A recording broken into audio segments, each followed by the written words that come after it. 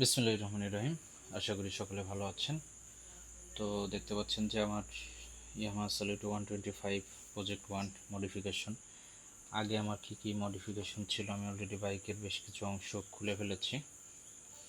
তো আসলে আমার মডিফিকেশন কোনো মেকআপ দিয়ে করাই না, আমি নিজেই করি। তো এটা সালুটোর এখানে ছিল, বিগত ছবিগুলো দেখতে পারলে। তো এই মিটারটি আমি এনেছিলাম হচ্ছে দারাজ থেকে।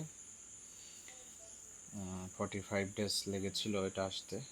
তো এটা 1-1.5 বছর আগে মিটারটি প্রপারলি সেট করেছিলাম। তো মিটারটি পুড়ে যাওয়ার কারণ ছিল আমার এই যে লিড অ্যাসিড ব্যাটারি ছিল, আর হচ্ছে এর মাঝে কোনো রেকটিফায়ার ব্রিজ ছিল না। তো দেখা গেছে কি ডাইনামোর কারেন্ট প্লাস হচ্ছে আপনার এই ব্যাটারির ডিসি, এই দুইটা মিলে আপনার হচ্ছে এই মিটারের উপর একটা প্রভাব পড়ে। তো মিটারটা হচ্ছে নষ্ট হয়ে যায়। তো এটা আমি প্লাগ অ্যান্ড প্লে হিসেবেই সেট করেছিলাম। দেখতে পাচ্ছেন আমি মিটারের এটার এইখান থেকে। আর এই বাইকটি মূলত হচ্ছে সম্পূর্ণই আপনার মানে অ্যানালগ ছিল। অ্যানালগ থেকে প্রথমে ডিজিটাল করতে হয়, দেন তারপর হচ্ছে আপনার এখানে সেট করতে হয়। তো এখানে আমার অনেক পরিশ্রম প্লাস হচ্ছে আমার অনেক সময় গেছে আর কি এটা সেট করার জন্য। তাই আমি একদম পারফেক্টলি এটা সেট করেছিলাম, সুন্দর ছিল, স্ট্রং ছিল। তো এখন আমার নেক্সট পরিকল্পনা হচ্ছে, আমি যেহেতু এই মিটারটি কিনেছিলাম প্রায় 5,000 টাকা দিয়ে, তো আমি তার সাথে যদি আর 1-2 হাজার টাকা লাগাইতাম তাহলে আমি ইয়ামাহা MT50 ইন্ডিয়ান ভেরিয়েন্টের মিটারটি সেট করতে পারতাম। তো এখন পরবর্তী টার্গেট হচ্ছে সেটাই। তো সেই ক্ষেত্রে আমার এই সব কিছু চেঞ্জ করে ফেলতে হবে, সব কিছু চেঞ্জ করে ফেলতে হবে। আর ব্যাটারি তো লিথিয়াম ফসফেট হবেই, ইন্ডিকেটারগুলোও ইউনিক হবে। তো এখন আমি প্রথমত যেটা সেট করব সেটা হচ্ছে এখানকার ইন্ডিকেটারগুলো, প্রজেকশন ইন্ডিকেটারগুলো আমি ইনস্টল করব।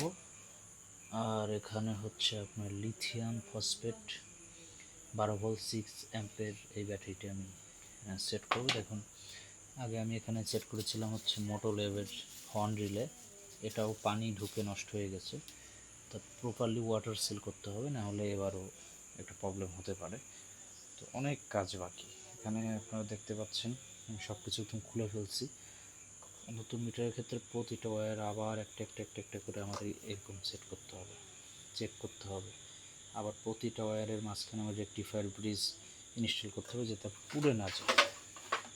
হ্যাঁ, তো আমার ইচ্ছা হচ্ছে হেড এটাই থাকবে, বাট এখানে হচ্ছে আপনার যে মিটারটা এটা R15 ইন্ডিয়ান ভেরিয়েন্টের ভার্সন 3 মিটার অথবা MT50 মিটার এখানে সেট করতে হবে, এই হচ্ছে ব্যাপার। আর এটা তো CDI ভেরিয়েন্ট, তো যতটুকু ডিজিটাল করা যায় আর কি অ্যানালগ থেকে। আর এসি থেকে সম্পূর্ণ বিরত রাখতে হবে, নাহলে ইন্ডিকেটার, ফগ লাইট, হেডলাইট সবই আবার পুড়ে যাওয়ার সম্ভাবনা আছে। ডাইনামো থেকে যে কারেন্টটা আসে এটা হচ্ছে 14 ভোল্ট। তো 14 ভোল্টই লাগে ব্যাটারি চার্জ হওয়ার জন্য। তো আমি আশা করি যে সম্পূর্ণভাবে ডাইনামো থেকে হচ্ছে আপনার 14 ভোল্ট আউটপুট যেহেতু আসবে এখানে, আমার ব্যাটারিটি সম্পূর্ণ চার্জ হয়ে যাবে। তো আপনারা দেখতে পাচ্ছেন আমি একদম এই অবস্থা করে ফেলেছি। পরবর্তীতে আস্তে আস্তে আপনার রিম আমি কখনোই চেঞ্জ করব না, কারণ বাংলাদেশের আইন অনুযায়ী রিম মোটা, টায়ার মোটা লাগানো যাবে না। আমার গাড়ির কাগজে ওটা আপডেট করা যায়, বাট আমি ওটার মধ্যে যাব না। বাট পরবর্তীতে ডিস্কটা আমি চেঞ্জ করব, এটা অনেকদিন পরে ছিল, এই জন্য বাদামি আস্তরণগুলো লেগে গেছে। এবং ইউএসডি সাসপেনশনও আমার দরকার নেই, কারণ এই বাইকে এই সাসপেনশন যথেষ্ট ভালো স্টেবিলিটি দিয়ে থাকে।